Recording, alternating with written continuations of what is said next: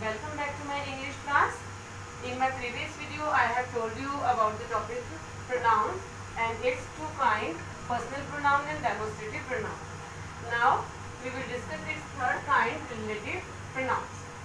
Relative pronouns. The relative pronouns is a pronoun that is used to refer to nouns mentioned earlier.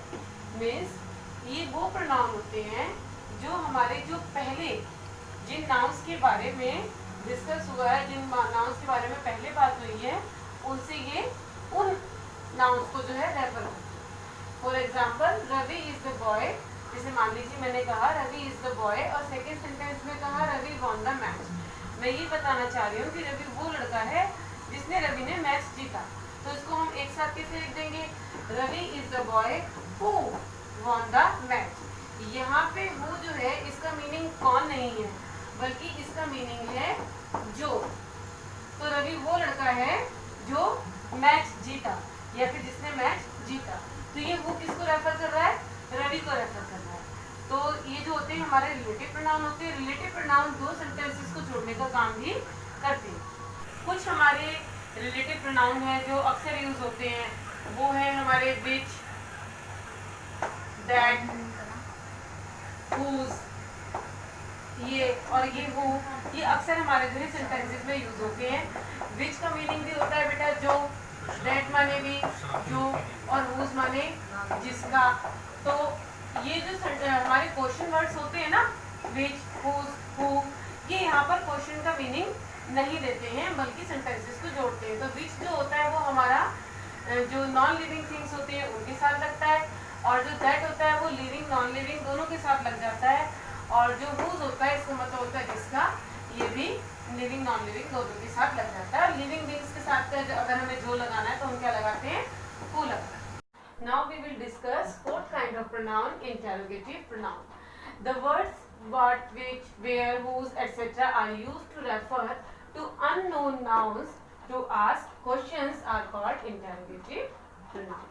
यानी कि जो हमारे WH family से question words होते हैं, which, where, who, what, ये words जब हम यूज करते हैं किसी अननोन प्रोनाउन को बताने के लिए, यानी जिसके बारे में हम नहीं जानते हैं उनसे क्वेश्चन पूछने के लिए, उस बारे में क्वेश्चन पूछने के लिए, तो ये इंटेरोगेटिव प्रोनाउंस कहलाते हैं. जैसे कि वेयर इज योर बुक. अब यहाँ पे जो वेयर है ये इंटेरोगेटिव प्रोनाउन है. क्यों? क्योंकि इसके पीछे हेल्पिंग वर्ब लगी हुई है. अगर इस क्वेश्चन के पीछे सीधे अगर नाउन आ जाती तो ये इंटेरोगेटिव एडजेक्टिव हो जाता, तभी इंटेरोगेटिव प्रोनाउन नहीं रहता.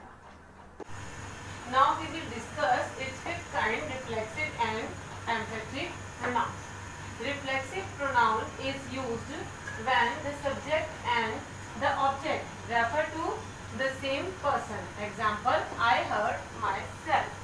इसका क्या मीनिंग है बेटा? इसे निजवाचक सर्वनाम कहते हैं हिंदी में. कि रिफ्लेक्सिव प्रोनाउन तब यूज की जाती है जो सेंटेंस के अंदर सब्जेक्ट और ऑब्जेक्ट एक ही पर्सन को रेफर करते हो. तो एग्जाम्पल देखिए, I hurt myself. I hurt myself का मीनिंग है कि मैंने खुद को हर्ट किया. तो ये जो माई सेल्फ है ये हमारा रिफ्लेक्सिव प्रोनाउन है.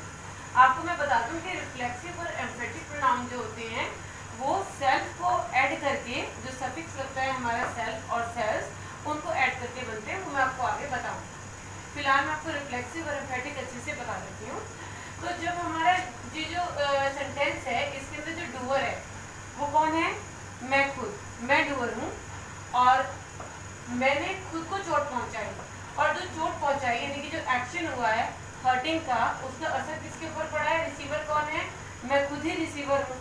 तो ये माई सेल्फ जो है ये हमारा रिफ्लेक्सिव प्रोनाउन है जो ये बताता है कि डूअर और एक्शन का रिसीवर दोनों एक ही है. तो माई सेल्फ यहाँ पे हमारा रिफ्लेक्सिव प्रोनाउन है. अब एम्फेटिक प्रोनाउन जो होता है वो भी इसी सेल्फ को सेल्स को ऐड करके फिर बनता है. लेकिन फर्क क्या होता है वो देखिए. When reflexive pronoun are used to put emphasis on a particular noun they are called emphatic pronoun. जब ये रिफ्लेक्सिव प्रोनाउन जो होते हैं वो किसी खास नाउन पे एम्फेसाइज करते हैं, इसका मतलब ये है कि उस खास नाउन पे जोर डालते हैं, तो वो हमारे एम्फेटिक प्रोनाउन बन जाती है. एग्जाम्पल एग्जांपल देखिए, he himself did his work। अब देखो इसका मीनिंग क्या है, यहाँ पे उसने खुद ही अपना काम किया। तो यहाँ पे जो मैं खुद ही शब्द बोल रही हूँ, ये मैं जोर डाल रही हूँ किसी बात पे कि उसने खुद ही अपना काम किया, उसने स्वयं अपना काम किया। तो मैं ये स्वयं पे, खुद ही पे जोर डाल रही हूँ, एम्फेसाइज कर रही हूँ मैं इसको। तो इसलिए यहाँ पे जो हिमसेल्फ है वो रिफ्लेक्सिव ना होके emphatic pronoun. Now I tell you how reflexive and emphatic pronouns are formed. Reflexive and emphatic pronouns are formed by adding suffix self or selves. अब हमारा जो I है, I मतलब मैं, तो मैं का क्या बनेगा, मैं अपने आप या मैं स्वयं।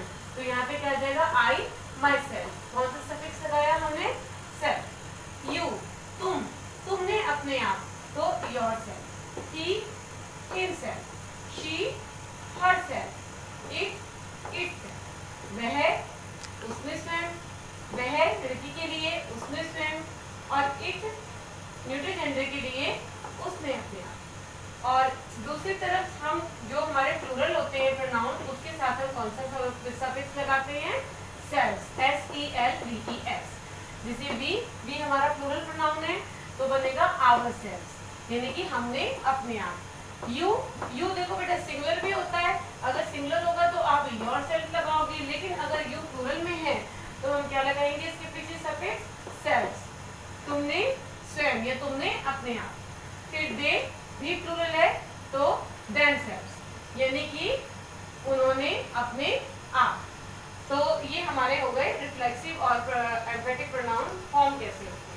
अब एक और चीज है बेटा जो मैं आपको अभी क्लियर करवा देना चाहती हूँ कि रिफ्लेक्सिव और एम्फेटिक प्रोनाउन में आप लोग डिफरेंस नहीं कर पाते हैं। एक सेंटेंस के अंदर आप लोग छांट नहीं पाते हैं कि वो एम्फेटिक है या रिफ्लेक्सिव है। तो एक आधे एग्जांपल कर लेते हैं। देखिए जैसे कि मैंने जो हमारे रिफ्लेक्सिव प्रोनाउन होते हैं, they can not be removed from a sentence. उनको हम एक सेंटेंस से हटा नहीं सकते, अगर उसको हटाएंगे तो उनका मीनिंग नहीं बन पाएगा। जैसे कि she heard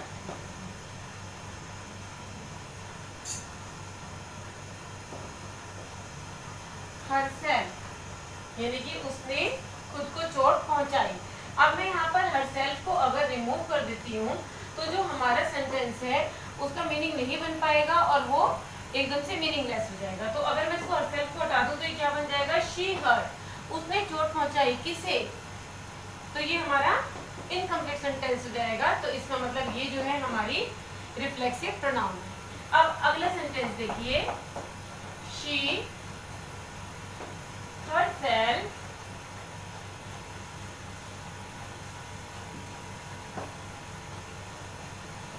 made her food, उसने स्वयं ही अपने आप अपना खाना बनाया। अब यहाँ पे जो herself है, अगर आप इसे रिमूव भी कर देते हैं तो भी इस सेंटेंस की एक सेंस होगी। मान लीजिए मैं इसे रिमूव कर दिया, she made her food, उसने अपना खाना बनाया। तो जहाँ पर बेटा हम इसे रिमूव कर सकते हैं वहाँ पे तो वो एम्फेटिक होती है, और जिस सेंटेंस में हम इस प्रोनाउन को रिमूव नहीं कर सकते तो वो हमारी रिफ्लेक्सिव प्रोनाउन होती है। आई होप अब आपको ये प्रोनाउन का जो टॉपिक है वो बहुत अच्छे से समझ में आ गया होगा। लेकिन बेटा प्रैक्टिस की बहुत ज़रूरत है। आप अपनी बुक में या जो आपकी वर्कशीट्स हैं उनको कीजिए प्रोनाउंस की, और अपना जो कॉन्सेप्ट है वो